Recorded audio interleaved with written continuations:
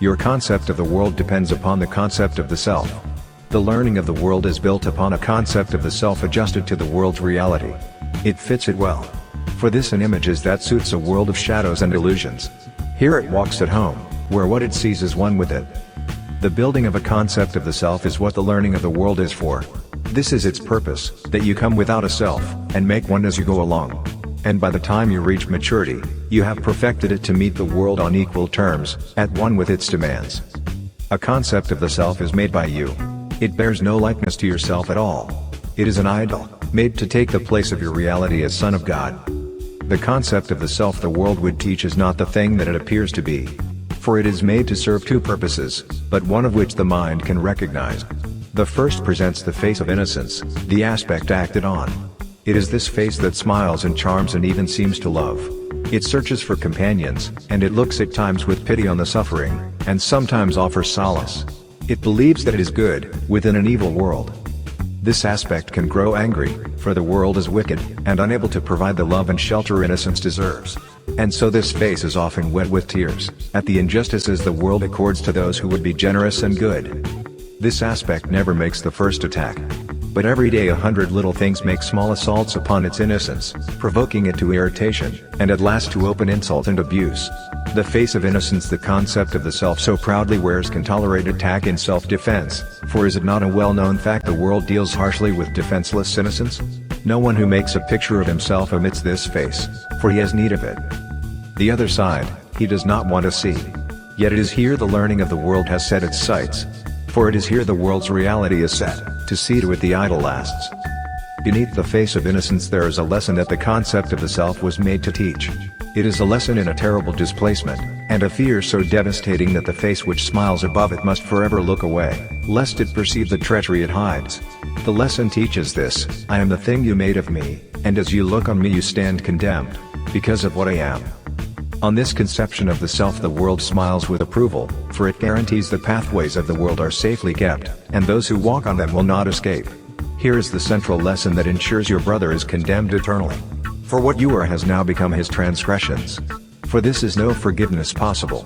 No longer does it matter what he does, for your accusing finger points to him, unwavering and deadly in its aim. It points to you as well. But this is kept still deeper in the mists below the face of innocence, and in these shrouded vaults are all his transgressions and yours preserved, and kept in darkness, where they cannot be perceived as errors, which the light would surely show. You can be neither blamed for what you are, nor can you change the things it makes you do. And you are each the symbol of your transgressions to one another, silently, and yet with ceaseless urgency, condemning still your brother for the hated thing you are. Concepts are learned. They are not natural. Apart from learning they do not exist. They are not given, and they must be made. Not one of them is true, and many come from feverish imaginations, hot with hatred and distortions born of fear. What is a concept but a thought to which its maker gives a meaning of his own? Concepts maintain the world. But they cannot be used to demonstrate the world as real. For all of them are made within the world, born in its shadow, growing in its ways, and finally maturing in its thought. They are ideas of idols painted with the brushes of the world, which cannot make a single picture representing truth. A concept of the self is meaningless, for no one here can see what it is for, and therefore cannot picture what it is. Yet is all learning which the world directs begun and ended with the single aim of teaching you this concept of yourself, that you will choose to follow this world's laws, and never seek to go beyond its roads, nor realize the way you see yourself. Now must the Holy Spirit find a way to help you see this concept of the self must be undone, if any peace of mind is to be given you. Nor can it be unlearned except by lessons aimed to teach that you are something else. For otherwise, you would be asked to make exchange of what you now believe for total loss of self, and greater terror would arise in you. Thus are the Holy Spirit's lesson plans arranged in easy steps, that, though there be some lack of ease at times, and some distress, there is no shattering of what was learned, but just a retranslation of what seems to be the evidence on its behalf. Let us consider, then, what proof there is that you are what your brother made of you. For even though you do not yet perceive that this is what you think, you surely learned by now that you behave as if it were. Does he react for you? And did he know exactly what would happen? Could he see your future, and ordain before it came what you should do in every circumstance? He must have made the world as well as you, to have such prescience in the things to come. That you are what your brother made of you seems most unlikely. Even if he did, who gave the face of innocence to you? Is this your contribution? Who is, then, the you who made it?